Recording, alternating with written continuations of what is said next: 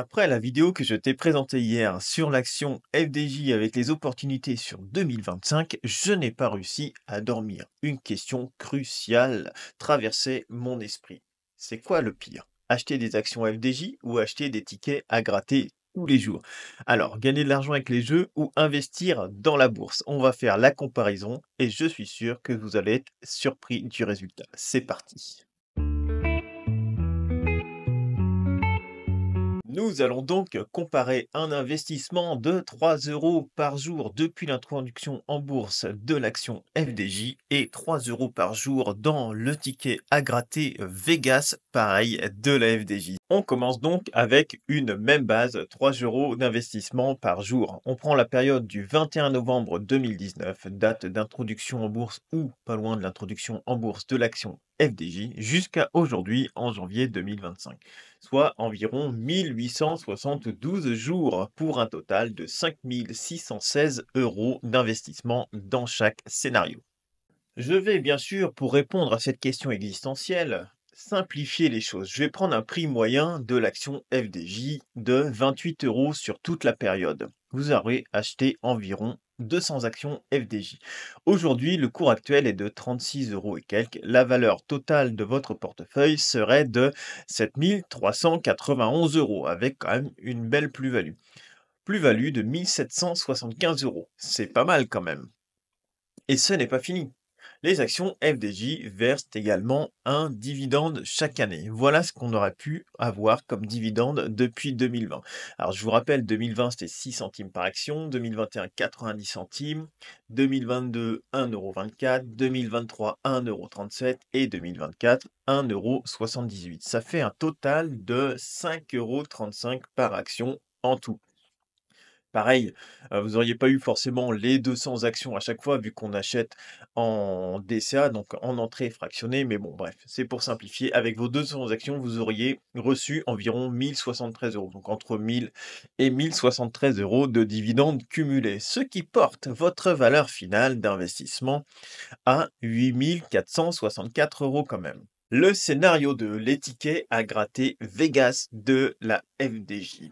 Alors, que se passe-t-il si nous avions choisi de mettre nos 3 euros par jour dans ce ticket à gratter modèle Vegas pendant la même période? Alors, l'investissement total aurait toujours été de 5 616 € dans ces tickets à gratter. On a pris le taux de retour, aux joueurs de, la FDJ qui est à peu près de 70. Donc s'il y a, 100 € dépensés dans les tickets à gratter, 70 € reviennent aux joueurs et 30 € dans la poche de la FDJ. Vous voyez, c'est pas un jeu à somme, nulle, il y a toujours un gagnant et un perdant là-dedans.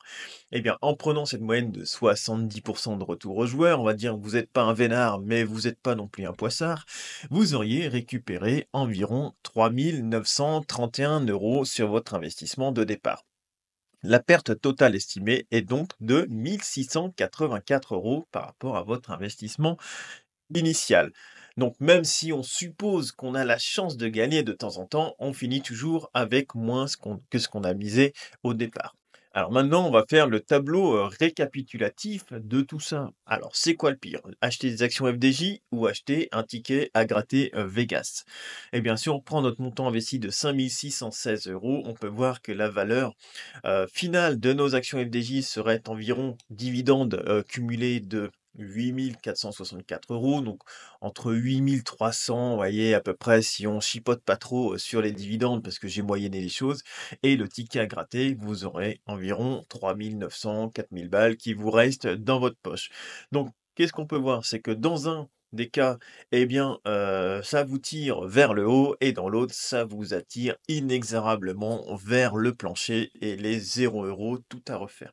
Alors maintenant, si on prend les dividendes, vous voyez 1073 et qu'on divise par 3, eh bien, on arrive quasiment à nos 3 euros par jour. Ce qui fait que notre personne qui aurait investi dans les actions FDJ pourrait maintenant, avec ses dividendes FDJ, quasiment se payer son petit ticket à gratter tous les jours sans rien perdre, parce que c'est que du dividende, vous voyez. Donc dans un cas, eh bien, vous avez quasiment plus rien à sortir de votre poche pour vous faire plaisir avec votre petit ticket, et dans l'autre, eh bien, vous remettez toujours à la poche vos 3 euros par jour. Bon. Et maintenant, pour conclure, la réponse à la question «C'est quoi le pire?» est assez évidente après avoir vu tout ça. Les tickets à gratter, bien qu'ils soient amusants, ne sont pas vraiment un bon choix si vous voulez faire croître votre argent à long terme. Même si vous y mettez 3 euros chaque jour, vous allez perdre de l'argent sur le long terme. Il y aura toujours moins qu'au départ. C'est la triste réalité des jeux d'argent. Les actions FDJ, quant à elles, offrent une véritable plus-value, plus des dividendes en prime. Donc, il ne faut pas croire que des fois, quand on investit sur des actions françaises, c'est forcément pourri.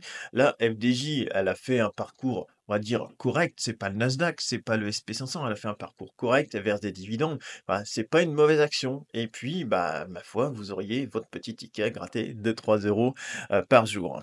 Je crois qu'on a répondu à ma question existentielle. C'est quoi le pire entre les tickets à gratter et l'action FDJ? On va partir sur les tickets à gratter.